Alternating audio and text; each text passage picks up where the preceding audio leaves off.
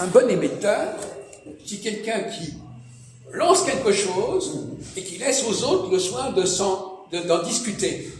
C'est pas quelqu'un qui donne son truc. Voilà. Donc il faut déjà, si tu as un sujet à proposer, tu le proposes comme ça, en disant voilà, qu'est-ce que vous pensez de ça? Et il faut que tu laisses le débat s'installer. Il ne faut pas que tu racontes ton truc. Bien sûr. Parce que tu te comportes comme un récepteur. Ah ouais. Et ton problème, c'est que tu es un récepteur, tu n'es pas un émetteur. Sur tout à dit, on est d'accord. Je suis d'accord. Bon. Moi, je suis un émetteur. C'est-à-dire que je lance un truc, je sais que ça va déclencher quelque chose, mais je ne dis pas où je veux en venir. Je laisse les gens s'exprimer. Un professeur, c'est pareil. Alors, les bons professeurs, c'est pas des gens qui font leur truc tout. Voilà, c'est des gens qui lancent un sujet, ils voient comment les élèves, ils les laissent, ils disent, même si les gens disent des conneries, c'est pas le problème. Mais c'est vrai ce que tu dis, Jacques, parce que Victor on leur laisse, on les Victor m'avait dit ce que tu m'as dit là. Il m'a dit souvent, Christophe, tu sais, Jacques, il lance un sujet, il connaît le sujet, il connaît la réponse, mais il ne va pas le dire, mais il va laisser les gens autour de lui s'exprimer, le dire ce qu'ils veulent. C'est ça l'émetteur. On en avait parlé, Victor, ça. Oui, c'est ça. Et c'est comme ça que fonctionnera toujours, ce qui est une bonne argumentation, ce qui est même très bien. C'est comme ça que ça permet de développer certains avis. C'est vrai qu'il y a des gens qui n'aiment pas ça. Ils n'aiment pas ça. Ça dérange peut-être. Pourquoi ça les dérange? Parce qu'ils veulent pas de réponse, peut-être. Non, c'est ça, mais ils n'aiment pas ça. Ouais.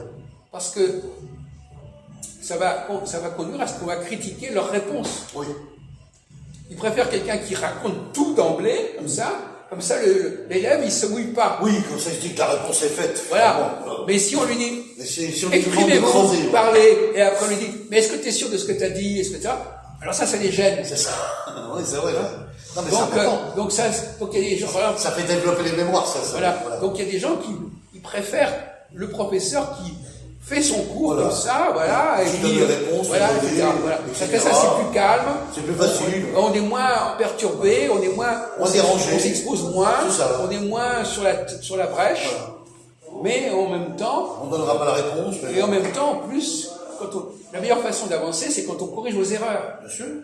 Si tu commets pas d'erreur, si tu dis pas de conneries, on peut pas te corriger. Bien sûr. Ah oui, c'est vrai. Il faut accepter l'erreur, c'est bien. Comme moi j'ai dit dans l'erreur tout à l'heure, voilà. Non, donc, non, mais je dis ça. Armé, tout ça, j'ai mal compris le procédé. Bon. Non, mais donc il faut l'émetteur, il faut qu'il lance quelque chose, et puis il voit comment c'est récupéré, et il faut éventuellement amener les gens à. C'est ce que faisait Socrate. Socrate, c'est comme ça. Socrate, il a fonctionné comme ça. Il avait une discussion, et puis il laissait les gens dire des trucs, et il lui dit, mais pourquoi tu dis ça, etc. Ouais, c'est intéressant. Et les gens se rendaient compte que bon, ça n'allait pas. Moi, je fonctionne un peu sur le modèle de Socrate. Donc toi, si tu veux lancer des sujets, il faudrait que tu sois sur des sujets, des questions pièges. Par exemple, tu poses une question, tu sais que la personne va répondre comme ça, et que ça ne va pas être bon, quoi. C'est vrai.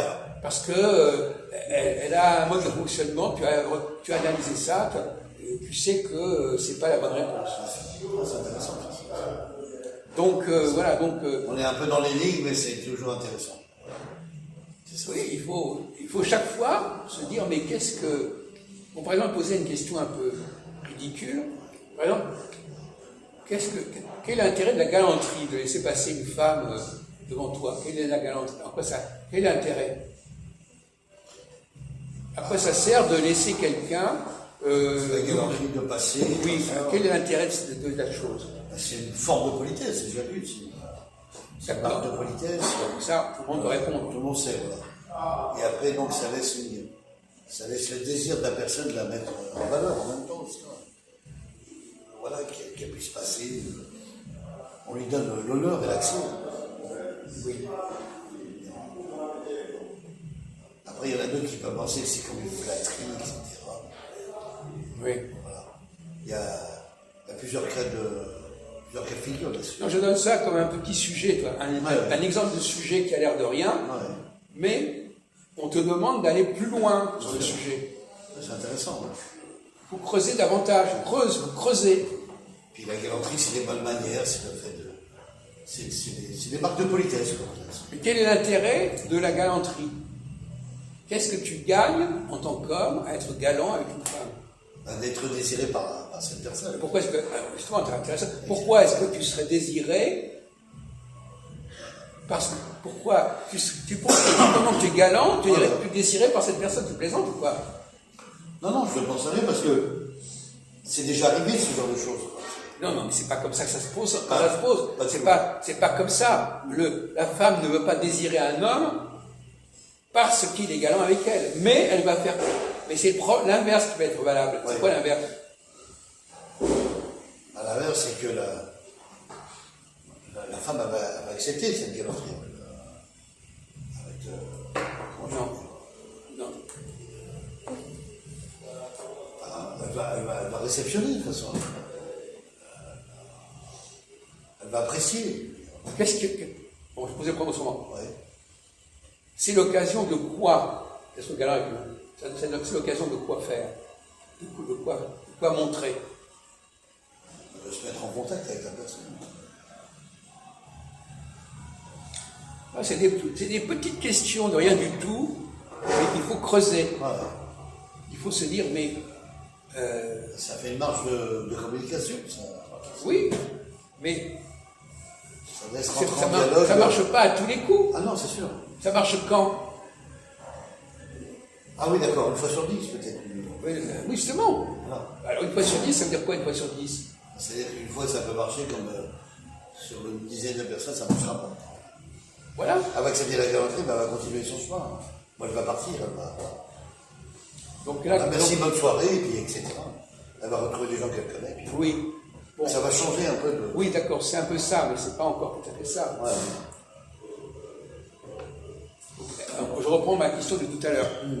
Qu'est-ce que tu gagnes? Qu'est-ce que tu espères en étant galant avec les femmes, avec toutes les femmes que tu rencontres?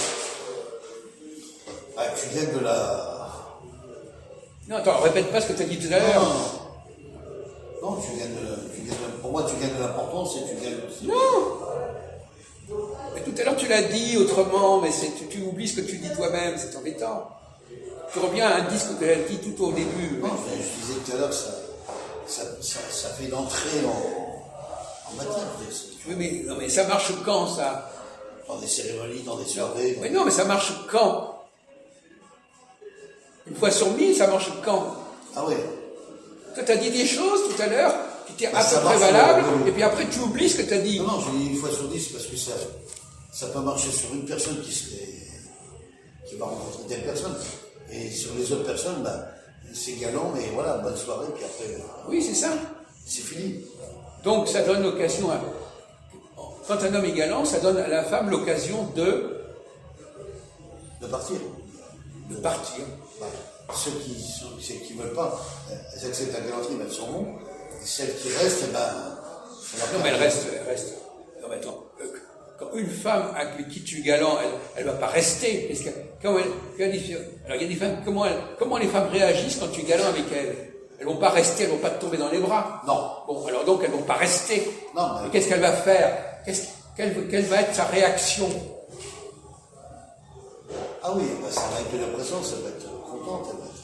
Comment ça va se manifester? Elle sera ravie, quoi. Mais comment elle va... Elle va sourire, elle va... Mais elle va sourire. À qui? À qui? À qui? À la personne. Non, pas à tout. Non, elle va pas sourire systématiquement à tous les gens qui sont galants avec elle. Elle peut sourire à tout le monde. Non. Ah, c'est terrible ça. On est dans des trucs hyper simples, c'est une question de bon sens. Elle va sourire à qui?